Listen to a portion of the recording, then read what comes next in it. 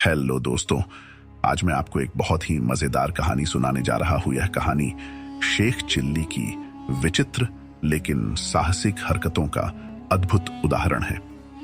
एक दिन नवाब साहब ने कालेसर के जंगलों में शिकार का कार्यक्रम बनाया। कालेसर का जंगल अपने खतरनाक और खूंखार जानवरों के लिए जाना जाता था। वहां अकेले शिकार करना बेहद जोखिम भरा काम था, इसलिए नवाब साहब ने हर तरह की तैयारी करने का फैसला किया। वजीर ने कड़े इंतजाम किए, पानीपत से प्रशिक्षित हाथी बुलवाए गए और शिकार के लिए विशेष बंदूकें तैयार करवाई गईं। नवाब साहब की यात्रा से पहले ही एक विशेष दल जंगल में भेजा गया ताकि मचान बनवाए जा सकें और जरूरत पड़ने पर हांका लगाने वालों का इंतजाम किया जा सके। जब सब तैयारियां पूरी हो गईं, तब सवाल उठा कि नवाब साहब के साथ इस शिकार में कौन जाएगा। सभी जानते थे कि शेख चिल्ली को ले जाना जोखिम भरा हो सकता है, क्योंकि वे अनाड़ी और नासमझ माने जाते थे। उनके बारे में यह मशहूर था कि खुदा ने उन्हें ज्यादा अक्ल नहीं बख्शी थी और उनकी काया भी दुबली पतली थी, जैसे उन्हें बहुत जल्दबाजी में बनाया गया हो। बावजूद इसके शेख चिल्ली ने जिद पकड़ ली कि वह इस शिकार में जाएंगे। उन्होंने नवाब से कहा कि अगर उन्हें साथ नहीं लिया गया तो वह पीछे पीछे जंगल में पहुंच जाएंगे। नवाब ने उनकी बात सुनी तो गुस्से में बोले, तुम एक चूहे को नहीं मार सकते, शिकार क्या करोगे? शेख चिल्ली ने जवाब दिया, हुजूर, मौका मिलेगा तभी तो कर पाऊंगा। शेख चिल्ली की इस जिद और दृढ़ता को देखकर नवाब साहब ने उन्हें अपने दल में शामिल कर लिया। काफिला पूरी तैयारी के साथ कालेसर के घने जंगलों में पहुंचा, जहां पहले से ही सब इंतजाम थे। तय हुआ कि रात में तेंदुए का शिकार किया जाएगा।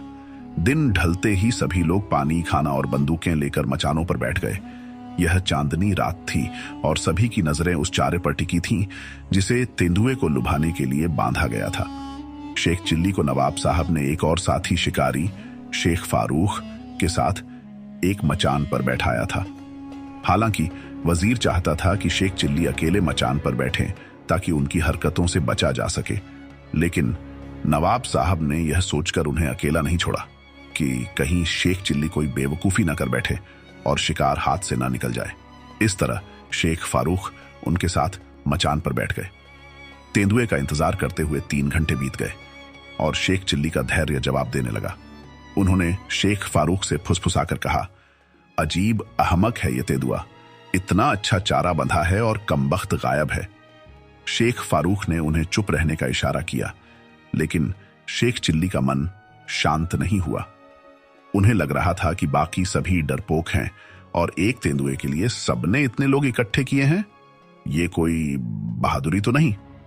वह खुद को सबसे ज्यादा साहसी मानते हुए सोचने लगे कि यदि तेंदुआ अभी आ जाए तो वे उसे नीचे उतरकर थपेड़ देंगे। शेख चिल्ली अपनी कल्पनाओं में खोए हुए थे कि कैसे वे तेंदुए के पीछे बंदूक लेकर भागेंगे और आखिरकार उसे हरा देंगे। इसी दौरान उन्होंने तेंदुए के आने की कल्पना में ही बंदूक की लबलबी पर हाथ रखा और अनजाने में बंदूक का ट्रिगर दब गया। एक जोरदार धमाका हुआ और सभी लोग चौंक उठे। शेख चिल्ली ने चिल्लाकर पूछा, क्या हुआ? शेख फारूक ने जवाब दिया, शेख चिल्ली, कमाल कर दिया, तेंदुआ चारे के पास पहुंचने से पहले ही मारा गया। यदि शेख चिल्ली ने नीचे देखा और सच में तेंदुआ मरा पड़ा था।